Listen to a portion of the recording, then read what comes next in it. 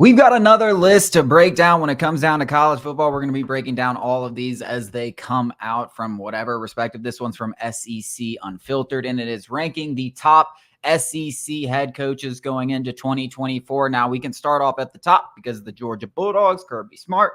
It's Kirby Smart in a wide gap. Then we can start having conversations. We don't even really have to talk about the best coach and not just the SEC and all of college football. I don't know. I'll say something. I don't think I see some people when we talk about the national, we're obviously SEC guys. We love college football, but mostly SEC guys. You could say what you want. You don't know anything about college football other than the SEC.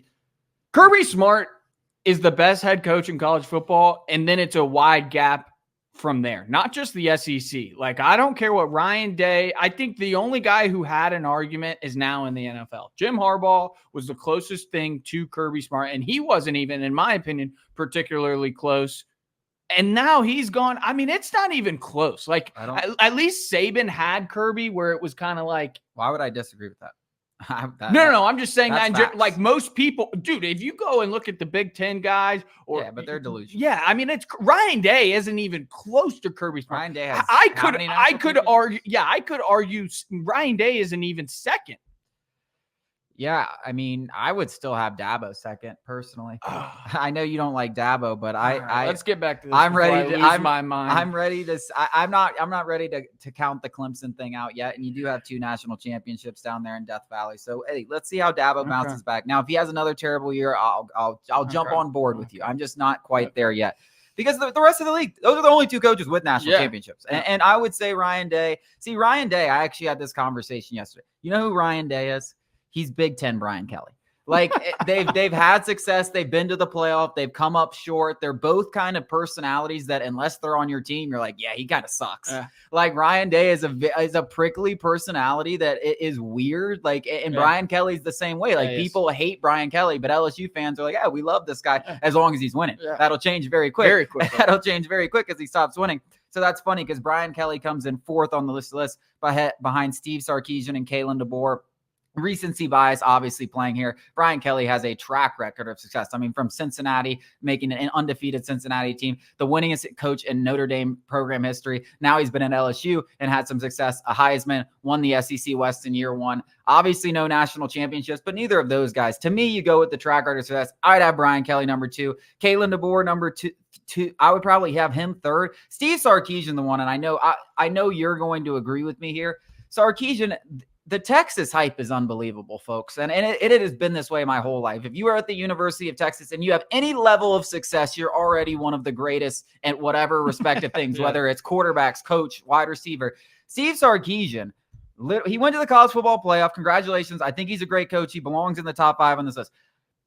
Steve Sarkisian last year lost the 2 biggest games of his season. Name the Texas game where Texas beat a very good opponent. They lost the Red River rivalry against Oklahoma and the rivalries, and they lost to Washington. Both teams where they were more than touchdown favorites. So I'm sorry, I'm not there with Steve Sarkisian. Not only that was his only year of success. You're telling me he's now the 2nd best coach in the SEC. You can miss me with that. There is absolutely no way he is the 2nd best coach. I would put DeBoer over him, and who actually beat him in the college football playoff. Yeah. And then I put Brian Kelly, who has a resume much, much greater than Sarkisian. Steve Sarkisian, yeah, I agree. I'd put Brian Kelly ahead of those 2 guys. And I'm trying to detach from my LSU fandom. But when I look at LSU and the program that Brian Kelly took over, calling it a dumpster fire isn't doing it justice. It was worse than that.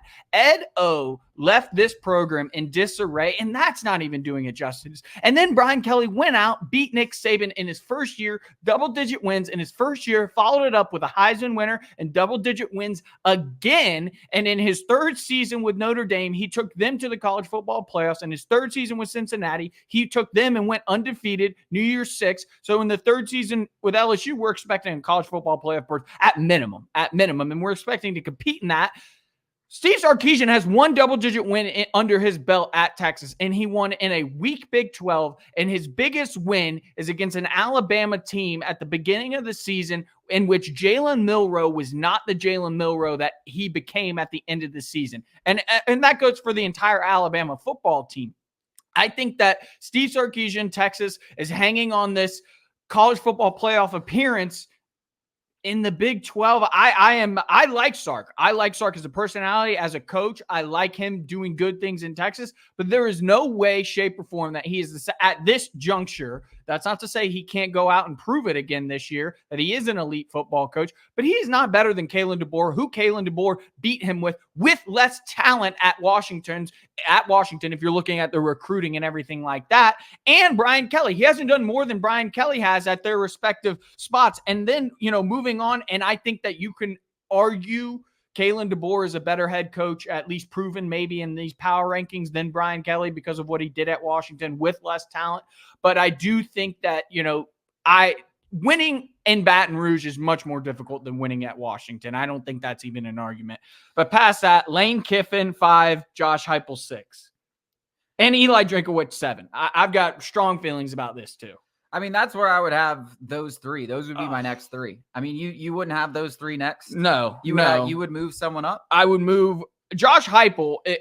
Tennessee is recruiting. I'm fine with you putting Heupel 7, but I wouldn't have him lower than 7. Okay, Drinkowitz needs to be higher, and Drinkowitz, I could argue, is doing more with less than just about anybody in the SEC. We're talking about, obviously outside of Kirby Smart, those guys, Steve Sarkisian, Kalen DeBoer, Brian Kelly, and Josh Heupel, and even Lane Kiffin are out recruiting Missouri, and it's not even close. And Eli Drinkowitz is, 2 double-digit win seasons? So I think when you're Eli Drinkowitz, whatever that comment, I didn't like that comment about the NIL stuff, and I really, put a bad taste in my mouth.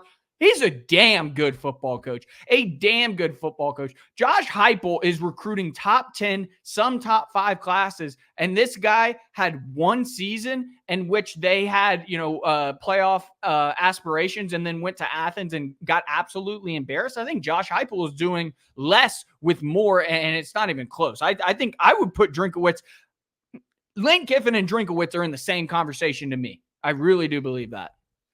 I like Heupel, but I agree. I like Heupel because he's fun to watch, but that doesn't mean he's a good head coach compared to there's a little bit that he has to still prove. I don't think there's a doubt. I think he's going to prove it. I think personally, I'm high on TV. I'm high on Tennessee TV. I'm high on Tennessee this year. So I think he's going to prove it, but I understand that there needs to be proven because listen, last year Tennessee was underwhelming. They came off that big year. How are you going to build off that? They didn't build off that. They took a massive step back and they were basically uncompetitive in every big game that they played. They got blown out by Florida. So yes, he definitely has more to prove because you need to be showing consistency. I think Drinkowitz has shown more consistency. 1,000-yard receivers don't impress me. I do think Lane Kiffin has started to really show. I mean, listen, first guy to win 10 games at Ole Miss, then he does it again, and now he's got a top 5 team. I definitely think you have to have Lane Kiffin in the top 5, but I agree. You could put Drinkowitz over Heupel. I'm not going to argue. Then you get to my boy Vegetables. I would put Venables ahead of Heupel. Why are you Vegetables? I mean, Venables is, again, I think. I found out why I always called him Will Venables. Why? Because there's a Will Venable that plays that played baseball. He played in the major leagues for 10 years. So that is why I've always called him Will Venables. But he is Will Venables until he wins 10 games in the regular season. He's done as much at Oklahoma as Josh Heupel has done at Tennessee. Well, but Josh Heupel did it in the SEC. That's my biggest. That's the biggest. What did he do when he was 8-0 going into that UGA game? He lost to a UGA team that went undefeated. We can't really doubt, going into Georgia and winning that game. A lot of teams, 99.9% of all teams in history are getting blown out in that game. So I can't blame him for that. They didn't even show up. I will blame him for the loss to South Carolina later that year because they had a good team. They had no business losing on the road to South Carolina later in that year. They had a good chance of making the college football playoff. I could make an argument Mark Stoops is what he's doing at Kentucky in terms of recruiting /2 wins and losses is more impressive than what Josh Heupel is doing at Tennessee. I mean, listen, Stoops is an underrated head coach in the SEC. I've been waiting for Mark Stoops to take a bigger job. Kentucky better pray because there's no way they can do better than Mark Stoops. I don't know what he has going on in Kentucky behind the scenes, what they're paying him under. I don't know what they're doing because I don't know how they've kept on to him for this long because it makes no sense. I agree with you. Stoops, very good coach. A guy that I thought had a good chance of getting the Texas A&M job. Yes. Well, everybody did. Yeah. So I think it's a matter of time, but hey, we've been saying it's a matter of time for Mark Stoops. And until he leaves Kentucky, I don't think anyone's going to give him the credit that he probably deserves. Hugh Freeze at number 10, to me, I know he hasn't done it at Auburn yet, but we saw what he can do at Ole Miss. I guess we're waiting to see him do it in Auburn. But I'm telling you, he took over a in a- dumpster fire. It's yeah, going yeah, to take in a a- couple of years. but in a few years, I Hugh agree. Freeze and Lane Kiffin are going to be in a very similar I conversation. don't have any problem with the rest of this. In order: Hugh Freeze, Mike Elko, Shane I do. Beamer, Sam Pittman, Billy Napier, Jeff Levy, I have and one Clark problem. Lee. I have one I problem. mean, Billy Napier should be lower, but again, like that's the problem. The only problem that I really have is that Billy Napier needs to be 16th on this list. There is you absolutely. didn't even know who Clark Lee was That's until fine. we did I that don't last. Billy Napier needs to be last on the list of college football coaches in all programs. Like Billy Napier is such a joke, and it's like, dude, you go watch a Florida game. This is like, it's like you don't really have to know. I don't know the That X's Utah and O's. game was the worst thing I've ever seen. You have an abomination. 3-4 months to prepare for one opponent, and you go out there and you're making dumb mistake after dumb mistake, and you know you're First game of the season. should have already been on the hot seat at that point. Like Depp was like, but for some reason Florida just they have no pride, so they're like, yeah, let's keep Billy. And then everything that Billy does from an organizational standpoint has been just an embarrassment to the whole University of Florida. Like there has not been a coach in a shorter amount of time that's an embarrassed a program more outside of maybe like Bobby Petrino and with the Atlanta Falcons. Like I just like everything he does, it seems like, you know how we talk Alex Anthopoulos, everything he does turns to gold. Everything this guy touches turns into absolute dog crap. Like, and it's not getting better with that schedule. So No. you think he's going to out coach teams like that have better talent with him this year? No, he's going to go out there and get smoked. Now, The thing is, Florida's got decent talent. I still don't know who Clark Lee is, but I'll take Clark Lee at the university. At least he couldn't be worse. That's why I have a hard time believing that a coach could handle a situation right. Because I think he is a good coach. The way he's handled a bigger program has been just dreadful, and I will never stop crapping on him. So yeah, maybe he should be 14, but he's 16 in my heart. I'll tell you what, worst coach in all of college football, Billy Napier, Florida. Get your head out of your butt.